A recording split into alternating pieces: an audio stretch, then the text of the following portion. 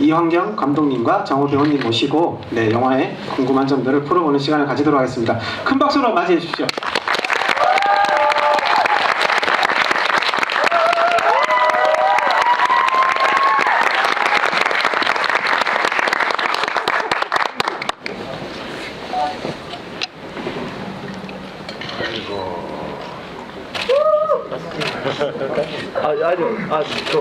인사만 안녕하세요. 이웃사촌 감독 이황경입니다.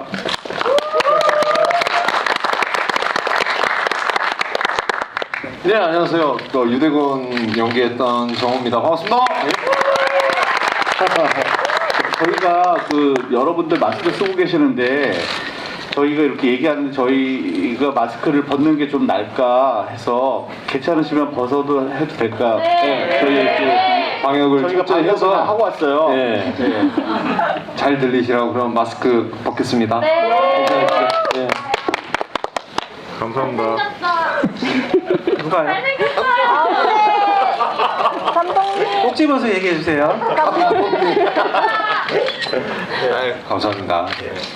자, 이제 늘 하는 대로 제가 질문 몇 가지 먼저 드리고, 진행되는 동안 여러분들이 궁금하신 내용을 영화 수다 게시판 상단에 이웃사촌 질문 남겨주세요에 댓글로 남겨주시면 제가 댓글 보면서 질문을 드리도록 하겠습니다. 네, 그럼 먼저 첫 번째 질문 이황경 감독님에게 드리겠습니다. 네. 격동의 80년대를 배경으로 이제 결코 가까워질 수 없는 두 사람의 이야기를 풀어내셨는데요. 이웃사촌의 이야기 어떻게 시작이 되셨습니까? 처음에 7번 방의 선물이라는 영화를 이렇게 시나리오 쓰고 또 이제 영화를 만들면서 연출을 하면서 격리되어 있는 공간 속에서 어떻게 그 인물들 간의 관계에 대한 부분들 그리고 가족 간의 관계에 대한 부분들을 어떻게 즐겁게 풀 수 있을까에 대한 고민을 좀 하면서 이제 작업을 했었었죠. 그게 제 영화 인생의 마지막 영화라고 생각하면서 사실은 만들었는데 그게 너무 잘 되면서 이렇게 또 좋은 기회를 얻어서 이웃사촌을 하게 됐어요. 근데 이웃사촌을 준비를 하면서 7번 방의 선물의 인간관계, 관계들에 대한 부분들을 어떤 식으로 좀 더 확장을 시킬까에 대한 고민들이 이제 오더라고요, 저한테는. 그래서 조금 더 넓은 관계, 또 넓은 소통에 대한 부분들을 한번 만들어 보자 라는 식의 생각을 하면서 역사서적이고 이렇게 좀 뒤지게 됐었었죠. 근데 제가 리얼 다큐를 만드는 감독이 아니기 때문에 역사에 대한 부분들은 얼핏 부모님 세대나 또 이제 선배님들한테 얘기를 좀 듣고 있었고 그러다 보니까 80년대 분위기가 굉장히 좀 묘한 느낌의 분위기더라고요. 굉장히 좀 뭐라 그래야 되나 말도 안 되는 우스꽝스러운 일도 벌어졌고 또 아주 진짜 비극적으로 가슴 아픈 상황들도 벌어졌었던 진짜 아이러니한 시대가 1980년대더라고요. 그때 당시에 두 분의 정치인이 계셨었어요. 김영삼 대통령하고 김대중 대통령 분하고. 근데 그런 얘기들이 이렇게 있다 보니까 자택 격리에 대한 부분들도 있었었고. 그래서 그냥 격리되어 있는 상황 속에서 저분들이 생각하는 가족이나 이런 부분들은 어떻게 생각을 하실까에 대한 부분들이 생각이 많이 됐었었고 제 스스로도 사실은 정치 영화를 그렇게 지향해서 찍거나 그러질 못해요. 제가 그렇게 깊이 있는 감독도 아니고 솔직히 말씀을 드리면 또 앞서서 이렇게 작업을 하셨었던 많은 감독님들이 정치 영화에 대한 부분들을 다루신 감독님들이나 또 후배 감독님들이 되게 많으시잖아요. 그분들한테 폐를 끼치는 듯한 느낌이 되면은 안 되겠다는 생각도 좀 들었었고 저는 그냥 가족에 대한 이야기와 아주 소시민적인 이야기들에 대한 것들을 같이 좀 소통하고 싶어하는 감독이었기 때문에 그런 부분들을 어떻게 소통시킬까를 고민하면서 글 작업도 하고 또 연출도 하게 된 거죠. 예, 그렇게 됐었습니다. 그럼 이웃사촌이라는 영화 제목은 어떤 의미를 담고 있습니까?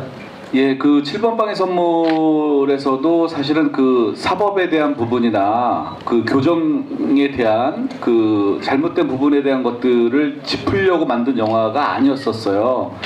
그냥 그런 상황 속에서 벌어지는 그 부녀 간의 이야기에 대한 부분들을 그냥 제가 느끼는 느낌으로 그렸던 이야기라서 제목 자체도 사실은 7번 방의 선물이라는 뭐 교도소에 있지만 그 좀 별개에 대한 그 제목을 지은 거고 그 안에 교도소에 대한 부분들도 사실은 환타지 설정이 굉장히 많았었죠.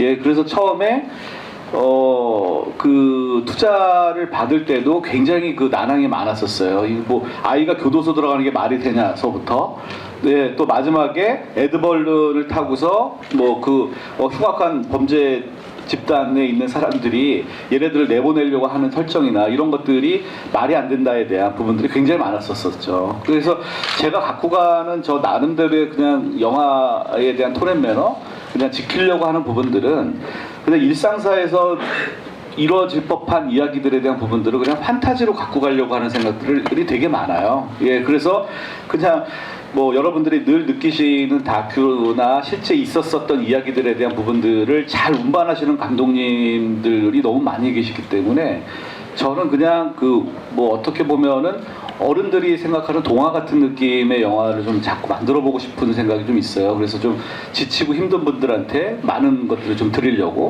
그러다 보니까 이번에 그 이웃사촌 역시도 가장 그 원초적인 그 담벼락을 사이에 둔 그 두 인물에 대한 이야기를 소통과 교감에 대한 부분으로 한번 나눠보자. 그러다 보니까 제목 자체도 가장 소박한 제목이 낫지 않을까 해서 그냥 이웃사촌으로 짓게 됐습니다. 그 감독님 말씀처럼 이 영화를 어떤 식으로 이제 접근을 할 것이냐, 뭐 정치적으로 이제 접근을 해서 영화를 보실 수도 있고, 아니면 이제 어떤 두 인물에 대한 관계나 소통에 대한 그런 과정에 집중을 해서 영화를 보실 수도 있을 텐데, 아마 어떤 식으로 이제 시선을 두고 보는 거에 따라 가지고 또 영화에 대한 느낌이 좀 많이 좀 다르실 것 같아요. 그래서 감독님의 이제 의도는 어떤 두 인물의 어떤 그런 관계와 소통, 이해 이런 부분에 이제 초점을 맞췄다고 말씀을 하신 것 같습니다. 예, 예, 맞습니다. 네, 그럼 정호 배우님에게 질문 드리겠습니다. 네, 이웃 사촌에서 이제 도청을 하며 여러 사건들을 겪으며 변화하는 대본이라는 인물을 굉장히 훌륭히 소화를 하셨어요. 맞죠? 감사합니다. 맞나요? 네. 자, 시나리오를 통해 접한 그 대본이라는 인물이 어떻게 생각을 하시고 연기를 하셨는지 네, 궁금합니다.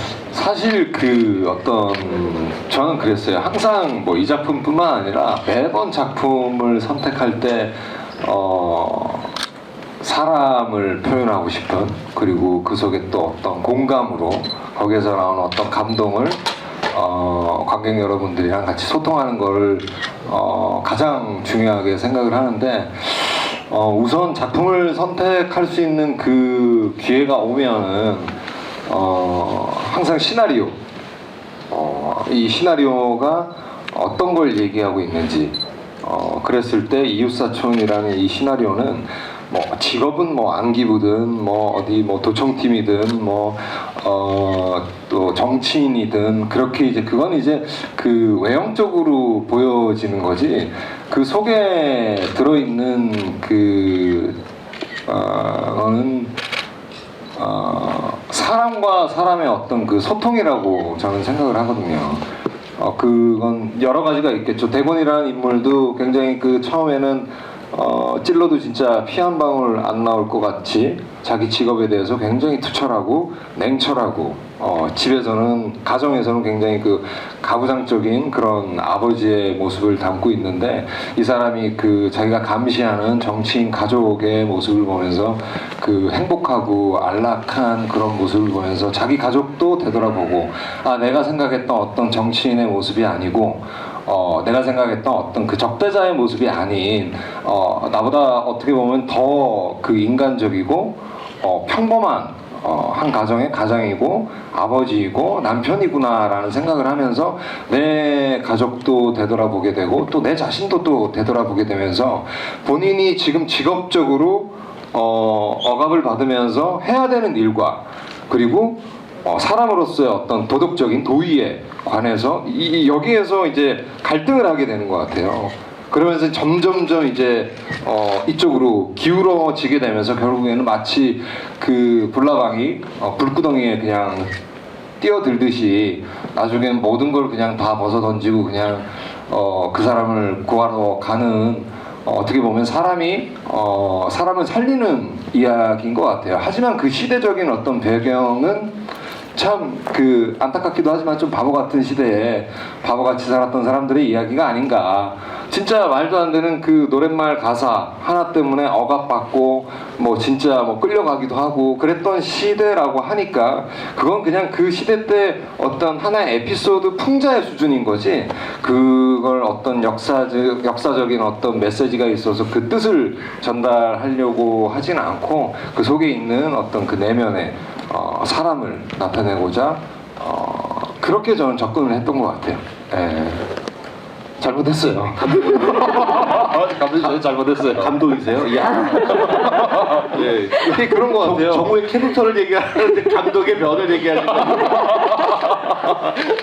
저는 그런 것 같아요. 그러니까 제가 연기하면서 접근했던 방식, 그리고 접근했던 그 인물, 그리고 연기했던 그 감정이 그대로 카메라에 담겨져서 그게 스크린을 통해서 관객과 저는 함께 소통한다고 생각을 하면서 항상 매번 그런 작품들을 좋아했어요. 그러다 보니 좀 휴먼이고 좀 따뜻한 사람의 이야기, 그리고 또 어떤 뭐 의리, 그리고 연민이 있는 그런 캐릭터를 자주 했던 것 같아요.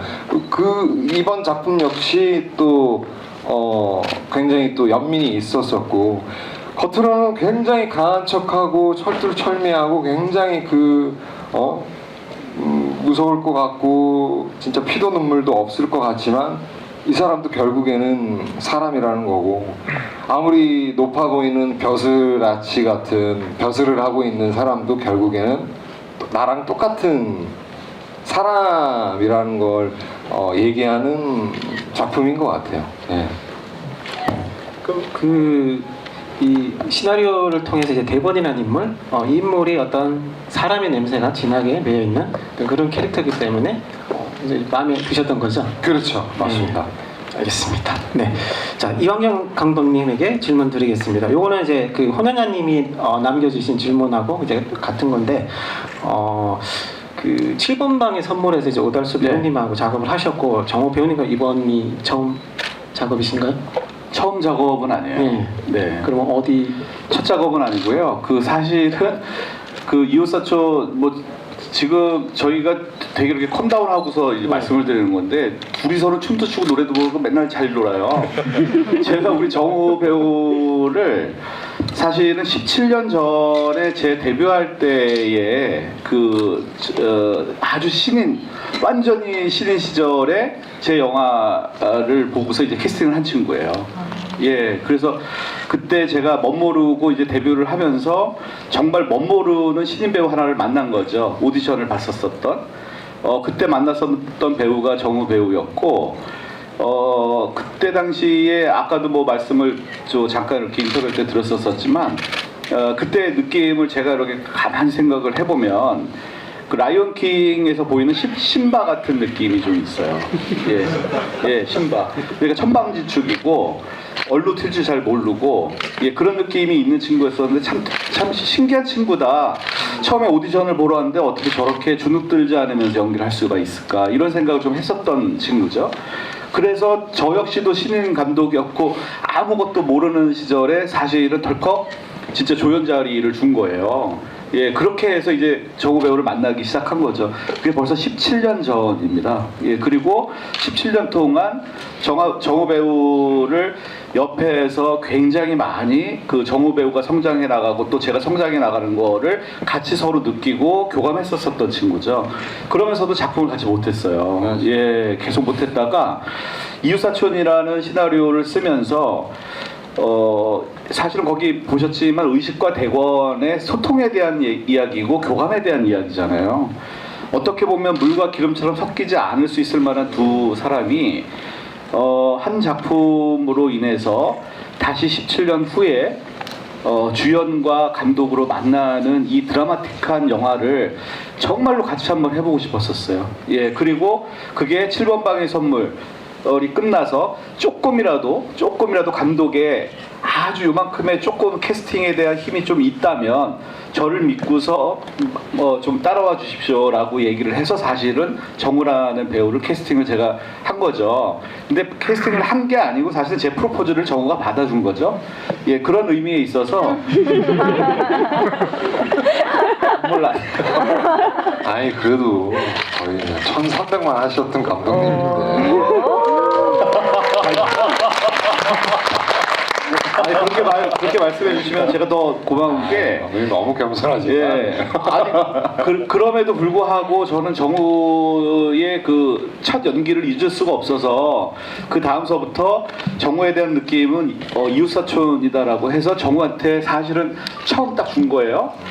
근데 정우가 뭐라고 하냐면 감독님 영화는 제가 무조건 해야죠라고 하고서 그냥 시나리오 다 보기도 전에 얘기를 먼저 왔었어요. 그러니까 그러면서 그 소통이 이제 이 이웃사촌을 찍으면서 둘이서 같이 울고 같이 웃고 연기 안 된다고 막 저한테 막 땡깡 부리고 그러면은 제가 촬영 잠깐 스톱하고서 같이 들어가서 같이 얘기하면서 같이 눈물 흘리면서 찍은 영화가 이 이웃사촌이거든요. 맞아요. 예, 그래서 저한테 이웃사촌은 진짜로 극 중에서 대권과 의식이가 나누는 그 소통이 아니라 제가 실제로 느꼈었던 17년 전에 만났었던 한 사람과의 소통이라고 생각을 해요. 예, 그러기에 되게 소중한 느낌인 거죠. 예. 근데 그 감독님 보시기에 정우라는 배우는 천방지축 신바 같은 느낌이셨는데 이 지금 현재 이 영화 속의 대권이랑은 좀 많이 이미지가 다른데 어떤 점에서 이 대권이라는 인물을 예, 많이 다르지는 않고요. 조금 이렇게 단순한 느낌이 있어요. 단순한 느낌도 있고 되게 예를 들면은 그 유머러스한 부분이 다른 식으로 표현하는 부분도 있고, 그리고 제가 맨날 우리끼리 진짜 얘기지만 임무 분들 이제 계셔가지고 이제 편하게 말씀드리고 그러면은 제가 정우하고는 워낙 거리낌이 없는 친구니까 제가 원숭이라고 그래요. 원숭이라 그런 이유가 있어요. 뭔가 하면 그냥 막 촬영하고 그러다가 진짜 힘들게 촬영을 해요. 제가 어떤 얘기를 하면은 정우가 또 나서서 어떤 얘기하고 그러면서 계속 탑을 쌓아나가면서 좋은 연기를 서로 이끌어가죠. 그러다가 자 정우가 여기까지야. 야 최고야. 됐어. 그러면 꼭 와서 감독님 한 번만 더 할게요. 한 번만 더 할게요 하면서 끊임없이 얘기를 해요. 그렇게 자기를 불태워요. 불태우고서 그 슛이 이제 오케이로 딱 끝나서 슛케이크에서 그 바나나 한 번 이렇게 주면 너무 고맙다고 바나나를 먹고서 아무 생각 없이 그냥 먼 산 바라보고 있어요. 그러다가 정말 슛 들어가자 그러면 예 감독이 하고서 또 바나나 또 와가지고 또 일을 해요. 그래서 우리는 그러니까 그 정도로 아주 단순한 친구예요. 단순하고 그 정도로 연기와 영화밖에 모르는 친구거든요. 예, 그러다 보니까 그런 얘기를 많이 하는데 극 중에 대권이도 사실은 그런 느낌이 좀 있는 친구예요. 예, 그냥 가족만 보고 자기 그냥 출세형만 보고 올라가고 그랬던 친구가 정말 사람 냄새 나는 정치인을 만나면서 내가 사는 삶은 과연 무엇일까? 에 대한 부분들을 얘기하면서 저 임무 회원분들은 영화를 너무 많이 보시니까 극 중에 제가 이렇게 대사 중에 참 좋았던 대사 중에 하나가 대권의 와이프인 지영이가 밤에 이렇게 전화를 할 때 첫 대사가 식사는 이렇게 하다가 딱 끊고 밥은 못 나 이렇게 얘기를 해요. 그러니까 식사는이라는 거는 벌써 다른 의식이라는 의식에게 이 마음에 대한 부분들을 투영이 된 듯한 느낌인 거죠. 그런 정도로 뭔가 자기 스스로에 대한 느낌이 오는 사람한테는 굉장히 막 하고 그렇지 않았었을 때에는 사실은 쑥스러움도 되게 많아서 어디 나가서 창피함을 더 많이 타서 누가 이렇게 사진 찍어달라고 하거나 또 이렇게 사인해달라고 그러면 너무 못해요. 예, 그 정도로 있는 친구고 또 사실은 극중의 대권이도 그런 느낌이 있었었고 그래서 정우 보듯이 사실은 대권이에 대한 느낌을 많이 이 대사나 이런 것들도 쓴 거죠. 그리고 같이 얘기를 하면서 많이 새롭게 리뉴얼을 했었었고요. 네, 그럼 오덜수 배우님 캐스팅에 대해서 이제 또 궁금해하실 텐데요. 그리고 이제 아무래도 오덜수 배우님 캐스팅도 캐스팅이지만 정우 배우님하고의 어떤 그런 케미도 굉장히 또 중요하게 작용을 할 텐데 또 그런 점을 또 많이 생각을 하셔서 또 캐스팅을 하셨을 텐데 좀 그 부분에 대해서 설명을 좀 해주시면 좋겠습니다. 오덜수 배우님 같은 경우는 7번 방의 선물에서도 했었고 그 전에도 했었었고 그 전에는 이제 잘 알고 있었었던 배우님이셨고요. 근데 사실 오달수 선배님을 7번 방의 선물 그 캐스팅을 하려고 할 때 그 전에 알고 있었었던 느낌과는 좀 다르게 그 어떻게 해서든지 간에 좀 이렇게 이 7번 방이 제 마지막 작품일 수도 있으니 정말로 잘 이렇게 웃겨주시고 재밌게 해주시는 분을 꼭 찾아야 되겠다.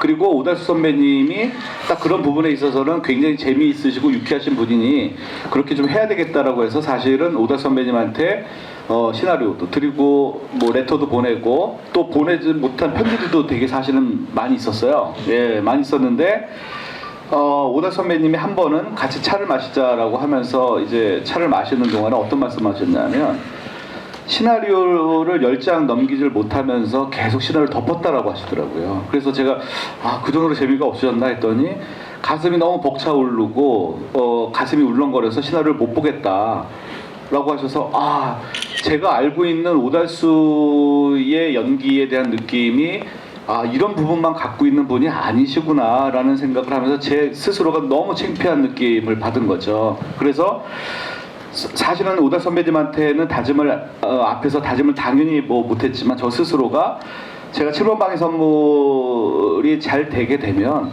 분명히 오달수 선배님을 새로운 옷을 입혀드려야 되겠다라는 저 스스로에 대한 각오가 있었어요. 그리고 이 이웃사촌의 의식이라는 인물은 또 이거 조금 이제 개인사이긴 하지만 저희 아버님의 조남을 쓴 거예요. 성함을 이자 의자 식자가 저희 아버지의 성함이거든요.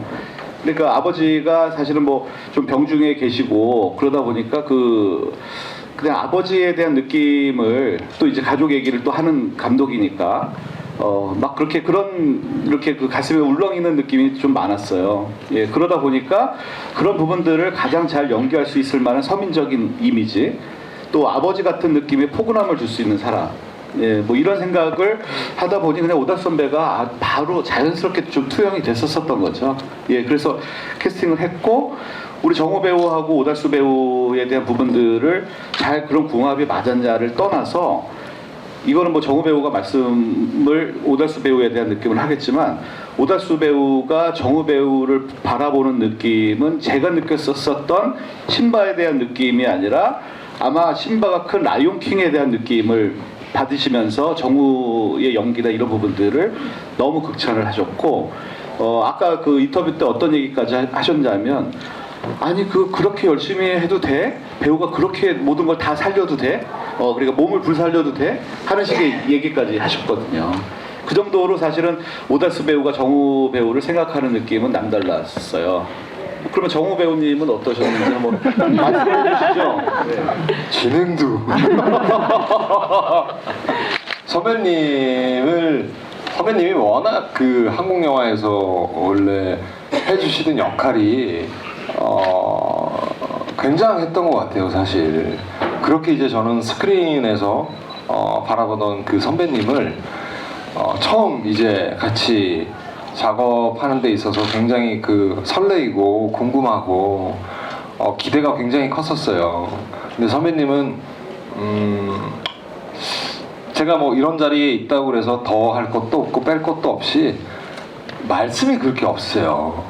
그냥 항상 기운이 에너지가 그냥 따뜻해요. 그래서 사람을 굉장히 편안하게 해주는 그런 능력이 있으신 분인 것 같아요. 그래서 어느 큰 작품이든 어떠한 작품에서도 이렇게 잘 여러 배우 선배님들 그럼 또 배우분들과 함께 이렇게 잘 스며들게 어울리시는구나 라는 생각이 들었었고 그리고 잘 받아주세요. 제가 연기를 잘 할 수 있게끔 겉으로 티는 안 나지만 리더를 해주시죠. 어떻게 보면 그건 그 배우로서의 어떤 분석력이라고 저는 생각을 해요. 가령 저 같은 경우에는 이 씬에서 굉장히 좀 뜨겁게 해석을 했다라고 하면 선배님은 조금은 따뜻한 느낌으로 해석을 하는 경우가 있었어요. 그래서 저와 선배님의 어떤 그 방향성은 맞지만 온도차가 좀 다를 수 있겠구나라고 생각을 했는데 오늘 영화를 보니까 그 따뜻한 게 맞더라고요. 그러니까 이 전체적인 방향 자체가. 그래서 확실히 그런 부분에서는 선배님께 참 그 배운 부분이 많아서 감사한 생각이고요.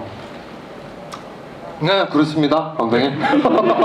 정우 배우님에게 질문 하나 더 드리도록 하겠습니다. 뭐 연기하신 작품들의 이제 뭐 피노를 보게 되면 좀 특징 중 하나가 좀 과거를 배경인 작품들이 이제 좀 많은데요. 이번 영화도 이제 80년대를 배경으로 하고 있고 아마 이제 당시에 이제 굉장히 이제 꼬마였거나 이제 또 혹시 이제 기억을 못하거나 경험하지 못한 어떤 그런 시대의 어떤 인물을 이번에 연기를 하신 건데 어떠신가요? 내가 경험하지 못한 그 시대 어떤 그 인물 어떤 그런 정서라는 게 또 시대 정서라는 게 있을 텐데 그런 걸 이제 배우로 연기를 할 때는 어떻게 준비를 하시고 연기를 하시게 되나요? 특히 이번 시나리오 같은 경우에는 원래 그 전 버전에는 대곤이가 사실 그 전라도에서 태어난 아버지 밑에서 경상도에 태어나게 된 거예요. 그러니까 본 적은 사실은 전라도인 거죠. 근데 자기가 태어난 데는 경상도예요. 근데 이제 뭐 시나리오에서는 그 부분이 빠졌지만 저도 어렸을 때 어쨌든 제가 81년생이니까 어렸을 때 어쨌든 이 배경이 85년도니까 이때 어렸을 때 어렴풋이 그런 어떤 그 분위기 그런 환경 속에서 자라났던 게 이번 작품 하면서 도움이 됐던 것 같아요. 그리고 제가 또 사실 저희 아버지 고향은 전라도거든요. 근데 저의 그 태어난 곳은 경상도예요. 그 부분이 대곤이랑 너무 딱 떨어져서 시나리오를 보는 순간 정말 소름이 돋았어요. 아, 이만큼 어떻게 보면 그 지역 간의 어떤 그 뭐 갈등이라든지 그런 부분들이 분명히 그때 당시엔 있었겠구나. 그리고 어른분들께서 어렸을 때 하던 게 뭐 무슨 말 조심해라, 이런 말 조심해라, 저런 말 조심해라, 그런 환경이 있다 보니까 아무래도 이 시나리오 읽었을 때 충분히 좀 그 뭔가 말로는 설명할 수 없지만 좀 느껴지는 것들이 좀 이해가 많이 됐었었고, 뭐 세시봉이든 바람이든 뭐 응답하라든 어떻게 하다 보니까 계속 그런 작품 그 지난 그 시간에 대한 어떤 그 향수를 불러일으키는, 그리고 어떤 그 공감을 불러일으키는 그런 작품을 선택하게 되는데, 방금 말씀드린 것처럼 공감에서 오는, 그리고 내가 직접적으로 겪었던 이야기나 혹은 내가 겪었을 것 같은 그런 느낌들을 받는 시나리오가 참 친근하고 좋더라고요, 저는. 그래서 그런 작품을 좀 자주 선택해서 연기하게 되는 것 같아요. 네. 네, 그럼 이광현 감독님 그 비슷한 질문입니다. 네. 이제 아무래도 과거 시대를 배경으로 하고 있고 그 많은 한국 영화들이 뭐 옛날을 배경으로 할 때 굉장히 촬영에 어려움이 많다라고 이제 말씀들을 많이 하시더라고요. 그래서 이번 영화 이제 준비하시면서 뭐 어떤 소품이든 이제 어떤 도구나 어떤 거리의 풍경이나 특별히 뭔가 좀 어려웠던 점이 있습니까? 시대의 어떤 그 구현을 위해서?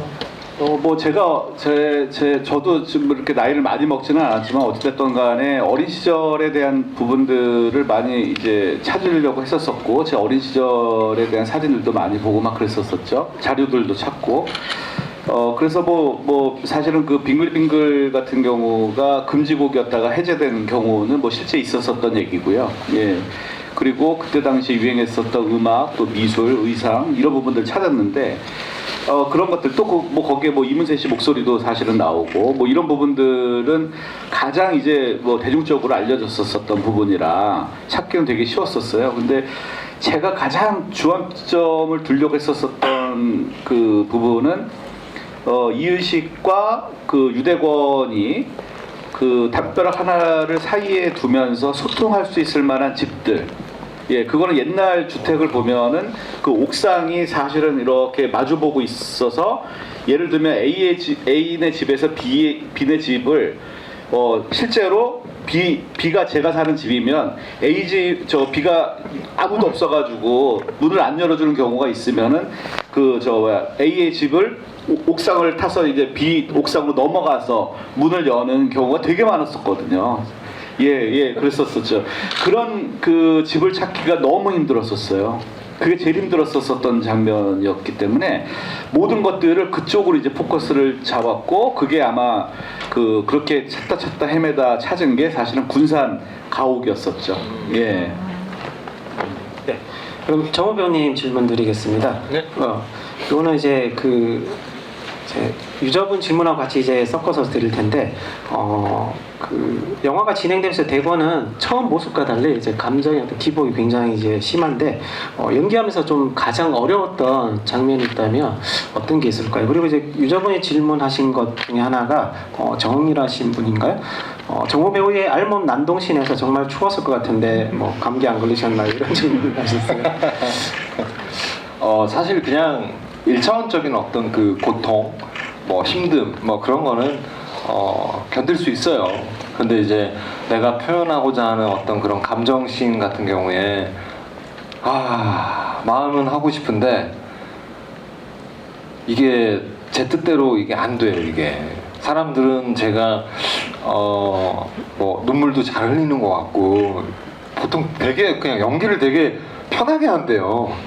근데 저 나름대로는 그 자연스럽게 하기 위해서 정말 발버둥을 많이 쳐요. 정말 발버둥을 많이 쳐요. 근데 이번 작품 하면서 특히나 감정씬이라고 해서 소위 그 감정씬이 뭐 눈물씬부터 시작해서 뭐 워낙 그 디테일하고 섬세하게 표현을 해야 되는 장면들이 많다 보니까 심적으로 너무 부담이 됐어요. 근데 이제 시나리오나 캐릭터는 너무 하고 싶은 욕심이 나는데 이걸 내가 과연 전부 다 해낼 수 있을까라는 생각이 들더라고요. 그러니까 좀 무서운 거죠. 그러니까 근데 하고는 싶고 패기로 그냥 밀어붙이는 거죠.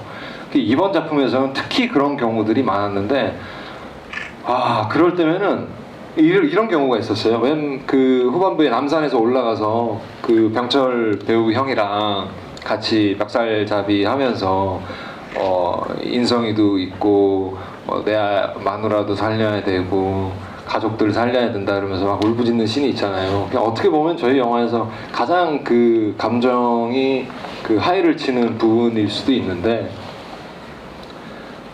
저는 이제 오전서부터 이제 준비를 하는 거죠. 마음의 준비를 하는 거예요. 제 안에서 다 죽입니다.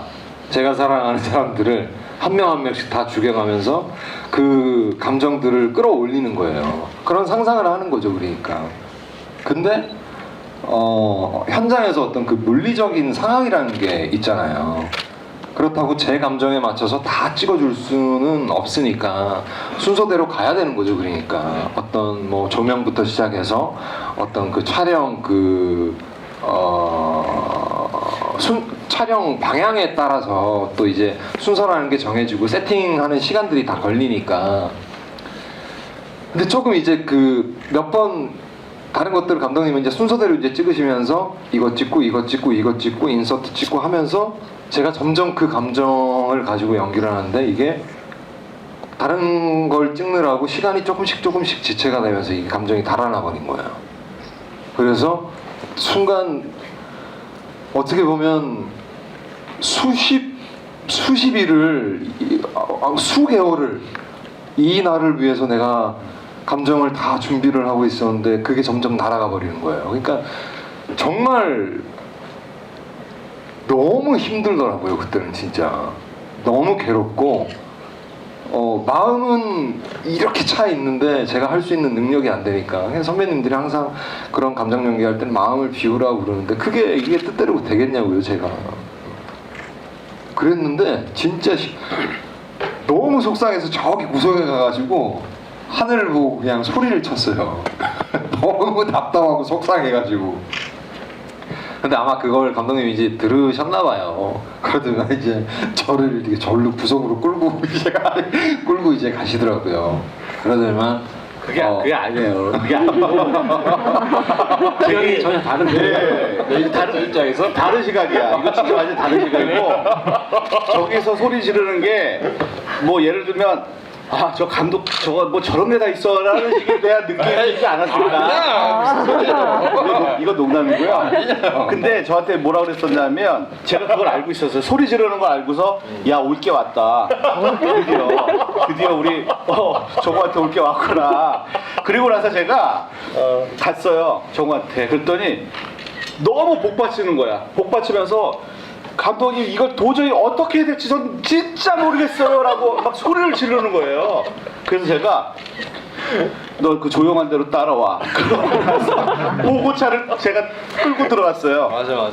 다 쉬라고 하고. 그리고 나서 뭐라 그랬냐면 제가 너무 울컥하더라고요. 우리 뭐 아시는 분들은 아시겠지만 그 정우의 본명이 정국이라서 제가 맨날 꾹꾹 그래요.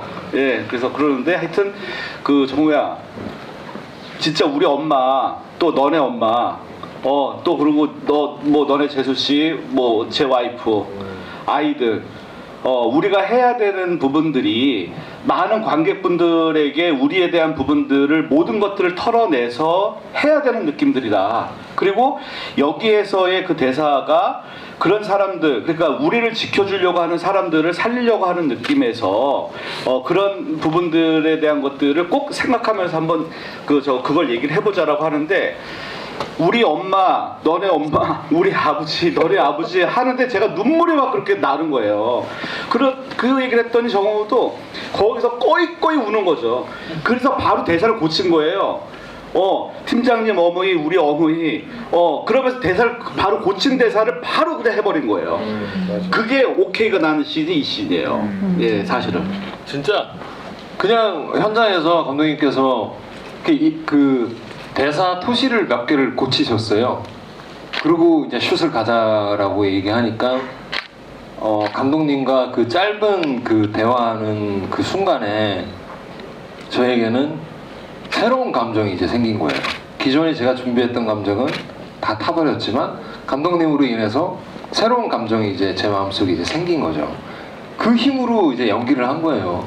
근데 참 그 경험이 저에게는 배우로서 그런 경험은 정말 쉽지 않아요.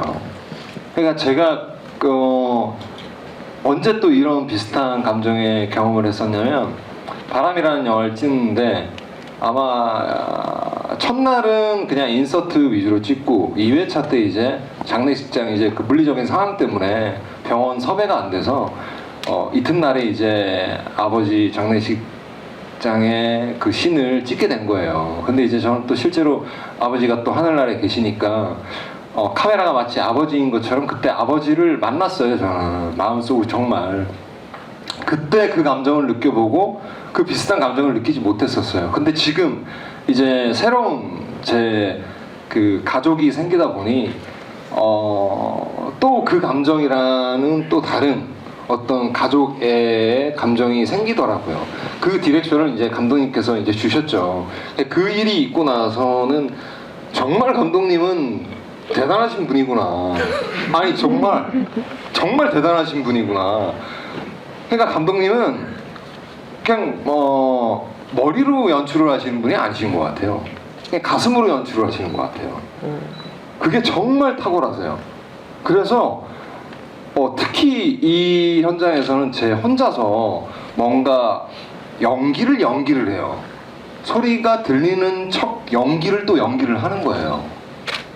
근데 외롭지가 않았던 게 이 모니터, 이 카메라 건너편에는 감독님이 항상 내가 웃으면 웃고 제가 울고 있으면 컷하고 모니터를 하라고 하면 감독님도 울고 계세요.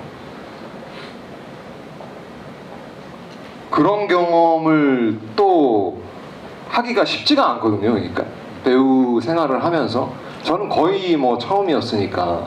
그래서 그 촬영 끝나고 나서 굉장히 감사했어요. 그런 귀한 경험을 할 수 있게 해주셔서. 네, 잘하겠습니다. 잠시로 올라와. 인생 극장 해야 될 것 같아. 그 지금 말씀하신 제 내용 중에 이제 유저분들이 질문하신 그 스토리님 그럴 때도 있지 두 분이 이제 질문하신 내용에 대해 답변이 어느 정도 포함이 됐다라고 봅니다. 네, 그럼 다음 질문 드리겠습니다. 그 극중 대건과 의식은 이제 전혀 다른 세계에 속한 인물인데 닮은 점들이 이제 이 영화에서 이제 눈에 띄고 있는데요. 뭐 무좀이라든가 비슷한 또래 아들을 가지고 있고 가족에 대한 사랑, 입장은 다르지만 격리된 상황에 어떤 처해 있는 등 이런 설정을 통해 가지고 좀 보여주고 싶었던 것이 어떤 것일까요? 그러니까 뭐 의식과 대권은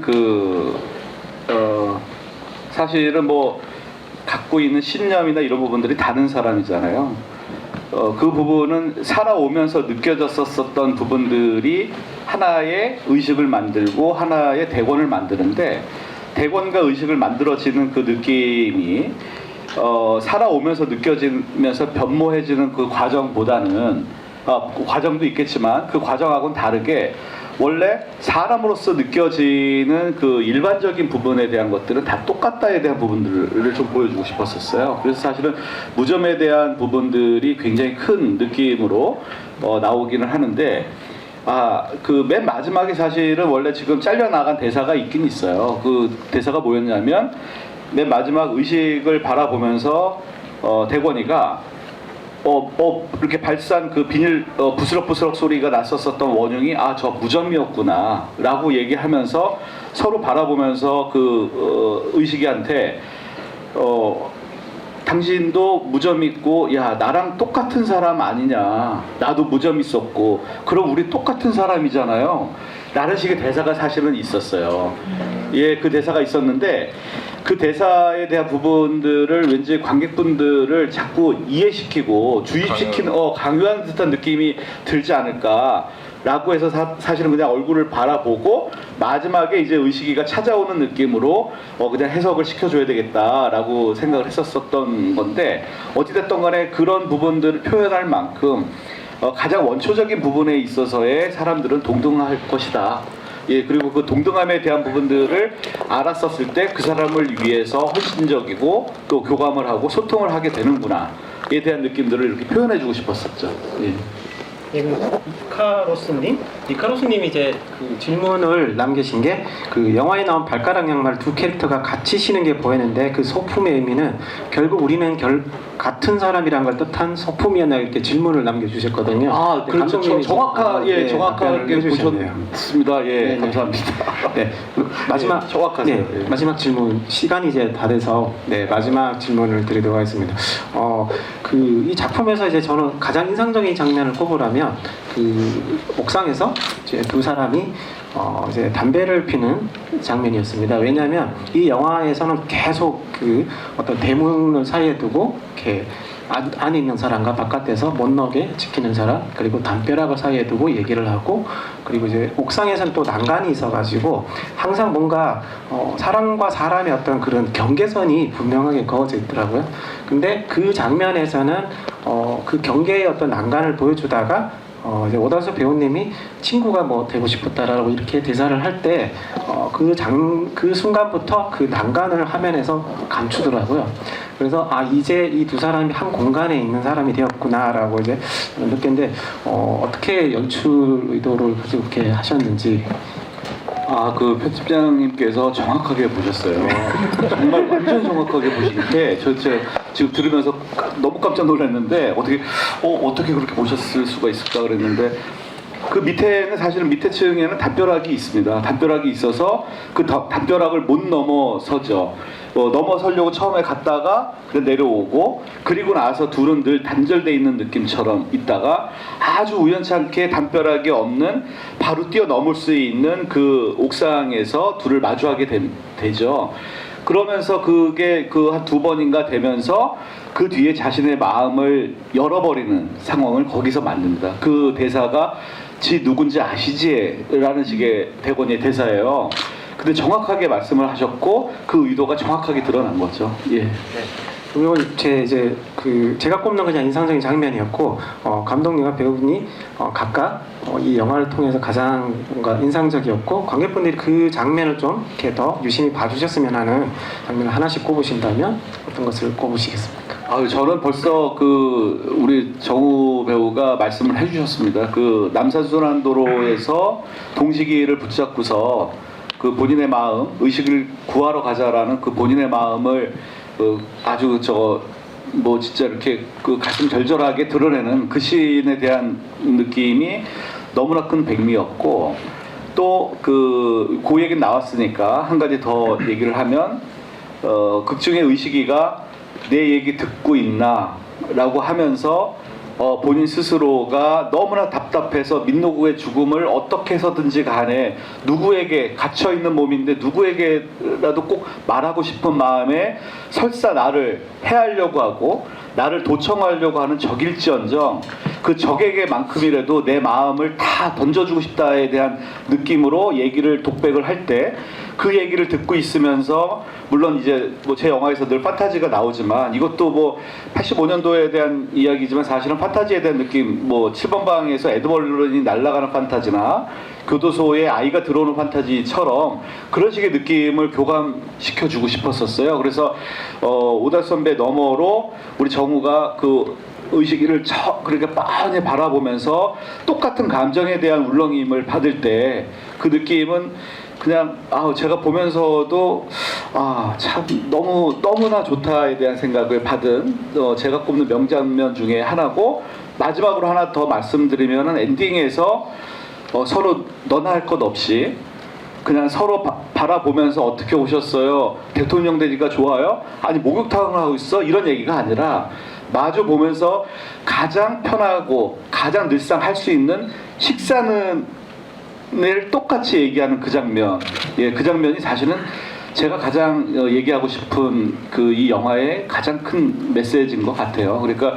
저는 정치에 대한 부분들도 정말 잘 모르고 뭐 이렇게 시대상이나 이런 부분들을 얼핏 들어서 알고는 있지만 그걸 많이 아는 척 표현하고 싶지도 않아요. 사실 잘 모르기 때문에. 그래서 그냥 사람 사는 관계에 대한 부분들에서의 식사, 밥 먹는 거에 대한 중요함, 또 소통에 대한 중요함, 교감에 대한 중요함이 맨 마지막 엔딩에서 잘 보이지 않았을까에 대한 생각이 저는 제가 꼭 드리고 싶었었던 명장면 중에 하나인 것 같습니다. 네. 저도 감독님이 말씀하신 장면들이 가장 인상 깊어요. 근데 이제 뭐 감정씬이라든지 또 좀 격한 씬이라든지 그런 장면을 찍을 때 항상 이렇게 허들을 뛰어넘는 그런 느낌이었는데, 첫 번째 그 허들 아닌 허들이 그 변소통 쳐다보는 거 있잖아요. 그게 첫날 촬영이었죠, 감독님. 첫 촬영이었어요, 그때가. 근데 이제 배우들은 항상 첫 촬영 때 긴장을 많이 해요. 많이 하는데 그때 처음 밑에 카메라가 있고 관객분들은 그 이제 변기 그 속이 보이겠지만 저는 이제 연기할 때 그 밑에 있는 카메라를 보고 연기를 하니까 이렇게 하는데 감독님 컷 하는데 굉장히 좋게 좋아 이러시는 거예요. 감독님이.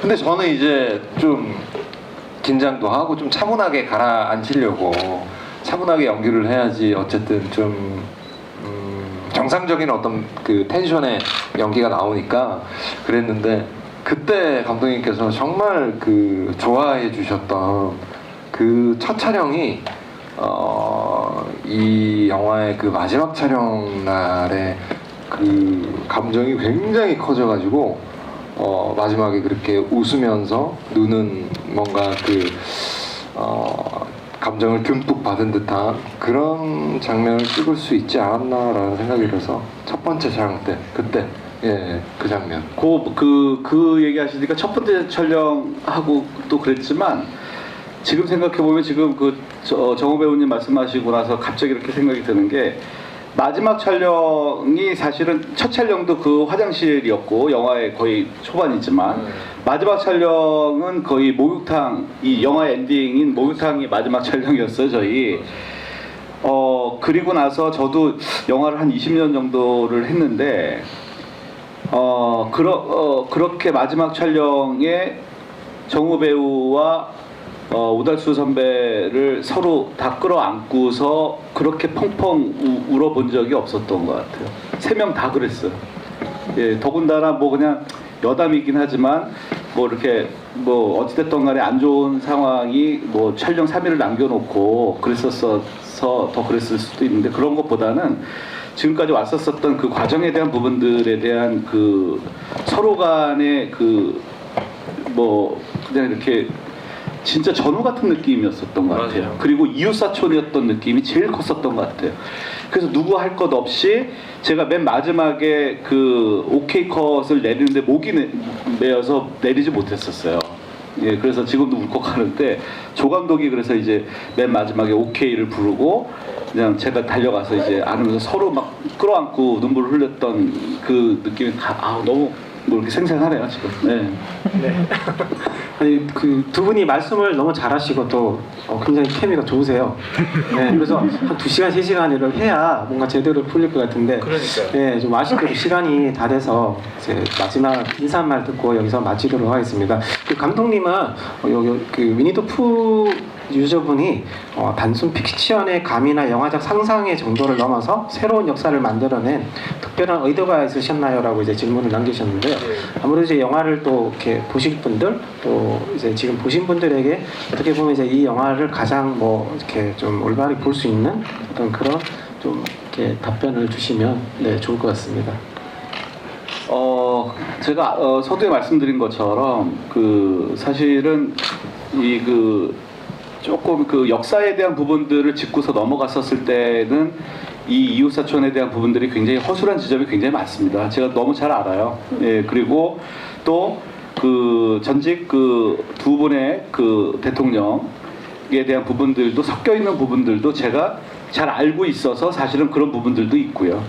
예, 섞어놓은 부분들도 있고요. 그랬었던 가장 큰 이유가 그 역사에 대한 부분들을 왜곡하려거나 또 뭐 한쪽으로 치우치려고 하는 것보다는 이 목욕탕에서 오달수 배우를 제가 사실은 주고 싶었던 대사 중에 하나였기 때문에 오달수 배우가 그 정우의 등을 밀어주면서 하는 대사가 있어요. 그 대사를 제가 일부러 제가 하고 싶은 얘기다라고 해서 사실은 그 오달수 배우님을 그대로 클로즈업을 하나도 끊지 않고서 준 대사가 전라도고 그러니까 전라도고 경상도고 야당이고 여당이고 그런 껍데기는 이 목욕탕에서 다 벗어버리고 사람 냄새 나는 사람으로 대하고 싶다에 대한 느낌이 제가 가장 크게 주고 싶었던 대사거든요. 그런 느낌으로 정치적인 느낌으로 이걸 봐주신다라고 하셔도 감사하고 그렇지 않아도 감사한데 관전 포인트에 대한 부분들을 그냥 신념 있는 두 사람의 우정, 교감 또 그들이 느낄 수 있을 만한 감동과 코미디 이런 식의 부분으로 초점을 맞춰주시면서 봐주신다면 그때 그 시절의 이야기에 또 그냥 이런 식의 또 이야기도 있었겠구나 또 이런 식의 이야기도 나올 법했겠구나 라는 식으로 좀 이해가 되지 않을까 라는 식의 생각이 들고 그렇게 또 이해를 해주시면서 봐주시면 조금 더 좀 재밌거나 그런 느낌이 들지 않을까 이런 생각이 좀 들어요. 예, 말이 그냥 마지막에 꼴.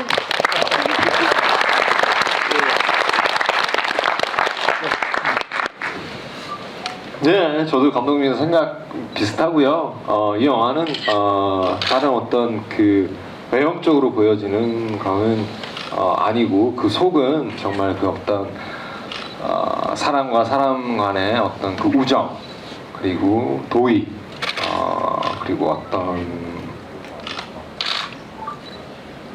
정말 최소한의 사람이 가져야 될 그런 마음들이 있는 이야기라고 생각을 하니까 저희 영화 혹시나 또 보시면서 분명히 또 부족한 부분도 있고 연기적인 부분도 그럴 수 있고요. 아쉬운 부분이 분명히 있어요. 저도 볼 때. 그러더라도 조금 귀엽게 봐주시고요. 주변 분들에게 좋게 입소문 좀 부탁드리겠습니다. 오늘 이렇게 귀한 시간 내주셔서 정말 완전 감사드립니다. 그리고 우리 둘이 연습해온 게 있어요. 그거 편집장 해도 돼요? 아니 하셔야죠. 연습까지 하셨는데 네, 보여주십시오. 저희 그 아, 예. 아니, 뭐 다른 건 아니고요. 그냥 뭐. 큰 건 아니에요. 큰 거 아니고. 아니 그랬어요. 아까 전에 대기실에서 그냥 무조건 감독님 잘못했다고 그러세요.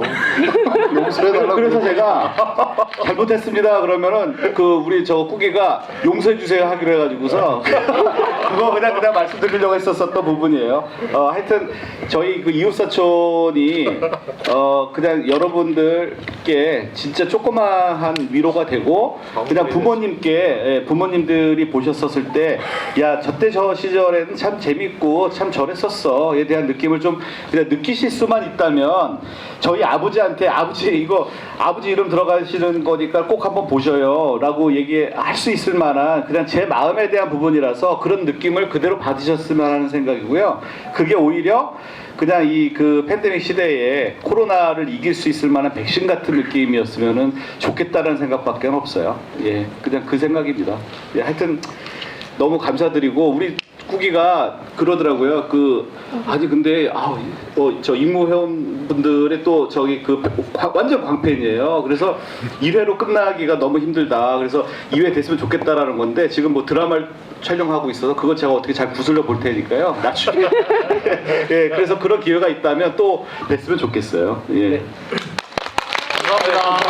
감사합니다. 이웃사촌은 이제 서로 전혀 다른 사람의 서로를 이해하고 존중하면서 이제 우정을 쌓아가는 이야기인데 저 이 영화 보면서 이제 그 익모의 어떤 오랫동안 운영을 하면서 벌어졌던 어떤 사람과 어떤 사람 간의 어떤 관계, 어떤 그런 트러블이나 이런 것들을 많이 생각을 했었는데요. 이 영화처럼 영화 속의 어떤 두 인물처럼 좀 서로에 대한 어떤 존중, 좀 이해가 있는 커뮤니티가 됐으면 좋겠습니다.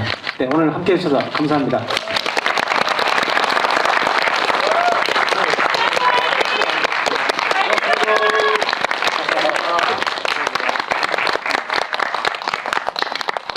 예.